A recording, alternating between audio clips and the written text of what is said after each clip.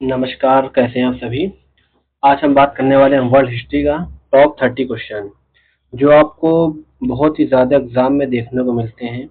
अगर आप किसी एग्जाम की तैयारी कर रहे हो, आपने अगर पीवाईक्यू क्वेश्चन लगाया है या आपने किसी एग्जाम का पेपर दिया है, तो आप ये ज़रूर देखोगे कि जो जो मैं 30 क्वेश्चन लेकर आया हूँ ना, इसमें आपको क्वेश्चन लगभग 10 क्वेश्चन आपको हर एग्जाम में देखने को मिले होंगे। तो उसी बेस में ये क्वेश्चन लेकर आया हूँ जो कि मोस्ट इम्पोर्टेंट है। चलिए शुरू करते हैं। तो आज का जो पहला क्वेश्चन है, पुनर्जागरण की शुरुआत कहाँ से मानी जाती है, आपका वो पहला क्वेश्चन का जो आंसर हो जाएगा वो आपका इटली। इटली से आपका पुनर्जागरण का शुरुआत माना जाता है। ठीक है, तो आपको जो राइट आंसर हो जाएगा आपका इटली हो जाएगा। तो उसके बाद आपका अगला जो क्वेश्चन है, अमेरिका की खोज किस यूरोपीय यात्री ने की थी। ये बिल्कुल नॉर्मल सा क्वेश्चन है आपका, इजी सा। ये आपको पता ही है कि क्रिस्टोफर कोलंबस ने की थी। ठीक है, तो अगला हम बात कर लेते हैं आपका द लास्ट सपर और मोनालिसा पेंटिंग किसने बताई। तो लियोनार्डो दा विंची ने। ये आपका इम्पोर्टेंट क्वेश्चन है पुनर्जागरण चैप्टर से। ये काफी एग्जाम में देखने को मिलता है। प्रोटेस्टेंट धर्म सुधार आंदोलन का जनक किसे माना जाता है, मार्टिन लूथर को। ये भी अच्छा सा क्वेश्चन है। फ्रांस की क्रांति 1789, फ्रांस का राजा कौन था, लुइस सोल्वे था। आपको पता ही है कि 1789 में फ्रांस की क्रांति हुई थी। वहां का राजा लुइस सोल्वे था। और आपको ये भी पता होगा कि यहाँ पे बस्तिल का पतन कर दिया जाता है 14 जुलाई को, जिसके कारण वहां पे स्टार्ट हो जाती है फ्रांस की क्रांति। और एक निरंकुश शासक था ये। और इसने बार बार क्या किया था, अपने वित्त मंत्री को बदला था। इसमें तुर्गो, नेकर, क्लेरी, कैलोन, ब्लिया, ये सब इसके वित्त मंत्री थे। ठीक है, और अगला क्वेश्चन बात करते हैं, शक्ति का पृथक्करण का सिद्धांत किसने दिया था, मॉन्टेस्क्यू ने दिया था। और मॉन्टेस्क्यू भी रूसी क्रांति से संबंधित था। रूसी क्रांति में रूसों ने एक 3 शब्द बोले थे, स्वतंत्रता, समानता और बंधुत्व। इसका नारा आपका रूसी क्रांति से संबंधित था, आपको ये भी याद रखना है।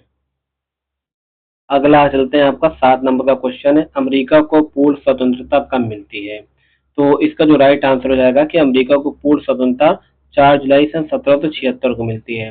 हालांकि 1783 को इसको जो है ऑफिशियल रूप से स्वतंत्रता मिल जाती है। ठीक है, ये आपको याद रखना है।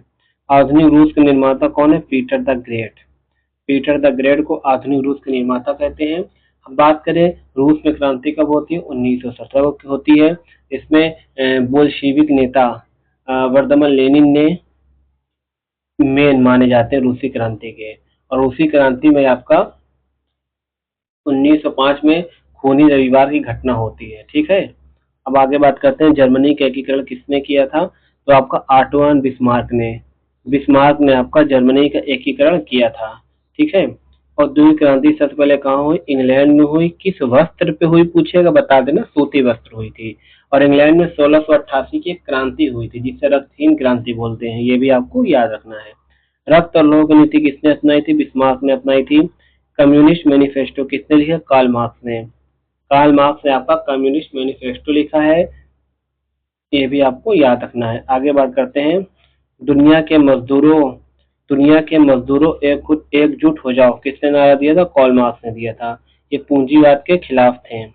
रूसी क्रांति 1917 का तत्कालीन कारण क्या था, प्रथम विश्व युद्ध में रूस की हार। तो प्रथम विश्व युद्ध में आपका रूस की हार तुम सीधे तौर पे नहीं कह सकते हैं। इसका जो कारण, जो तत्कालीन कारण था, हम ये भी मान सकते हैं जो जार शासक था ना, उसकी निरंकुशता, ये भी आपका तत्कालीन कारण हो सकती है। बाकी अगर हम बात करते जो रूस था ना, रूस तो पीछे हट गया था क्योंकि जर्मनी से समझौता हुआ था ना, ब्रेस्ट लोविक समझौता हुआ था करके। उसमें रूस क्या हुआ था, पीछे हट गया था। रूसी क्रांति कौन था, लेनिन। लेनिन कौन था, बोल्शेविक नेता था। फिर बता रहे, एक मेन्शेविक था, एक बोल्शेविक था। बोल्शेविक का संबंध लेनिन से है। प्रथम विश्व युद्ध कब शुरू हुआ, 1914 में। फर्डिनेंड जो ऑस्ट्रिया के राजकुमार थे ना, फर्डिनेंड की हत्या कर दी जाती है। ठीक है, सार्बिया के किसी व्यक्ति ने कर दिया था, काला हाथ संगठन के व्यक्ति ने। तो उसके बाद आपका प्रथम विश्व युद्ध का शुरुआत माना जाता है। ठीक है, प्रथम विश्व युद्ध में कितने वर्षों तक चला था, प्रथम विश्व युद्ध आपका 4 वर्षों तक। ये क्वेश्चन देखिए, हमको खुद के एग्जाम में देखने को मिला था जब मैंने बिहार स्टेट का पेपर दिया था ना, तो ये मुझे देखने को मिला था। प्रथम विश्व युद्ध कितने वर्ष तक चला था, और मैं इसको गलत करके चला आया था। प्रथम विश्व युद्ध के बाद कौन सी संधि हुई थी, वार्साई की संधि हुई थी, जो कि इटली पर सौंपी गई थी। इटली की आर्थिक स्थिति इसने पूरी तरीके से समाप्त कर दिया था। ठीक है, आगे बात करते हैं। आपका 19वें नंबर का क्वेश्चन क्या है, बोल रहा है राष्ट्रसंघ की स्थापना कब होती है? 1920 में। क्योंकि प्रथम विश्व युद्ध जब हो जाता है तो उसके बाद राष्ट्रसंघ की स्थापना होती है। ठीक है, आगे बात करते हैं। किस देश को वर्साई की संधि से सबसे ज्यादा अपमान सहना पड़ा? जैसा कि अभी हमने बताया, जर्मनी को वर्साई की संधि से अपमान सहना पड़ा था। उसके बाद आपका हिटलर आते हैं, जिन्होंने 1922 में नाजी युद्ध की स्थापना की थी। उसके बाद आपका 1933 में वहां का चांसलर बन जाता है।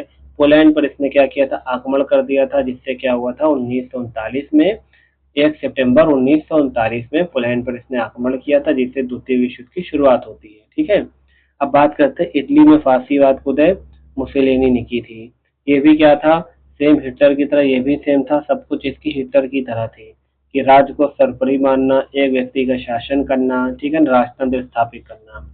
एक राष्ट्र एक नेता का नारा किसने दिया था? एडोल्फ हिटलर ने। कल जब मैं मॉक टेस्ट लगा रहा था ना, ये क्वेश्चन मुझे मिले थे। कल मैं डीएसएसबी का मॉक टेस्ट लगा रहा था, मुझे एक राष्ट्र एक नेता का नारा किसने दिया था? एडोल्फ हिटलर ने। ये मेरे मॉक में आए थे और मेरे को काफी कंफ्यूजन हो गया था, क्योंकि इसमें जो है आपका एक तो मुसोलिनी और एडोल्फ हिटलर, इन दोनों में सेम सेम थी। अब मुसोलिनी बोला था कि राज्य सर्वोपरि है। अब मैं कंफ्यूज हो गया कि मुसोलिनी में और इसमें डिफरेंट क्या है। मैं आपको इसलिए बता रहा हूँ कि आप भूलिएगा नहीं ये बात को। और मॉक से मैंने क्वेश्चन उठाया ये, एक राष्ट्र एक नेता का नारा किसने दिया था? हिटलर ने। और हिटलर ने फ्यूहरर की उपाधि धारण की थी, ये भी आपको याद रखना है। नाजीवाद के जनक एडोल्फ हिटलर, ये बता चुके हैं। फांसीवाद के जनक कौन थे? मुसोलिनी थे। हिटलर की आत्मकथा मीन कैफ थी। ये मीन कैफ जेल में लिखा था, ठीक है ना। इसने विद्रोह कर दिया था 1923 के आस के पास, तो इसको जेल हो गई थी, तो वहां बैठ के इसने मीन कैफ लिखा था। द्वितीय विश्व युद्ध कब शुरू हुआ? 1939 में। हमने बताया 1 सितंबर सन 1939 को पोलैंड पर जर्मनी ने आक्रमण किया था, उससे शुरू हुआ था। आक्रमण किया क्यों था? इसलिए किया था क्योंकि जो है जर्मनी पोलैंड का बंदरगाह चाह रहा था कि मुझे आपका बंदरगाह चाहिए, लेकिन पोलैंड ने मना कर दिया, तो इसने क्या किया? जबरदस्ती कब्जा कर लिया। द्वितीय विश्व युद्ध का तत्कालीन कारण क्या था? जर्मनी द्वारा पोलैंड पर आक्रमण, हमने अभी भी बताया। अमेरिका ने किस शहर पर परमाणु बम गिराया? हिरोशिमा पर 4 अगस्त 1945 को गिराया था, ठीक है ना। और बम का नाम शायद द लिटिल बॉय था, ये आपको याद रखना है। अमेरिका जो है प्रथम विश्व युद्ध में कब शामिल होता है? ये आपका प्रथम विश्व युद्ध में 1917 में, और दूसरे विश्व युद्ध में आपको 1941 में शामिल होता है, ये भी आपको याद रखना है। संयुक्त राष्ट्र संघ की स्थापना 24 अक्टूबर 1945 को हुई थी, सैन फ्रांसिस्को सम्मेलन में हुई थी, ठीक है। और यूएनओ का मुख्यालय न्यूयॉर्क अमेरिका में है। क्यूबा मिसाइल संकट, ये आपको याद रखना 1962 में। पहली बात तो क्यूबा मिसाइल संकट 1962 में शीत युद्ध का ये था। शीत युद्ध क्या होता है आपका? जब द्वितीय विश्व युद्ध समाप्त हो जाता है तो 1945 से 1941 तक आपका दो राष्ट्र उभर कर आते हैं। एक सोवियत संघ, जिसे बोलते हैं आपका यूएसएसआर, एक आपका यूएसए था, ठीक है ना। तो ये दो शक्तियां उभर कर आती हैं 1945 से 1991 तक। इन दोनों के बीच जो युद्ध होता है ना, उसे शीत युद्ध के नाम से जाना जाता है। यूएसए पूंजीवाद का समर्थन था, यूएसएसआर आपका समाजवाद का। तो दोनों की बनती नहीं थी, ठीक है। दो विरोधी शक्ति शीत युद्ध में 1945 से 1991 तक होते हैं। 1991 में आपका यूएसए का क्या होता है? यूएसएसआर का विघटन हो जाता है, जिससे एक बड़ी शक्ति अब कौन सी बची हुई है? आपको यूनाइटेड स्टेट अमेरिका।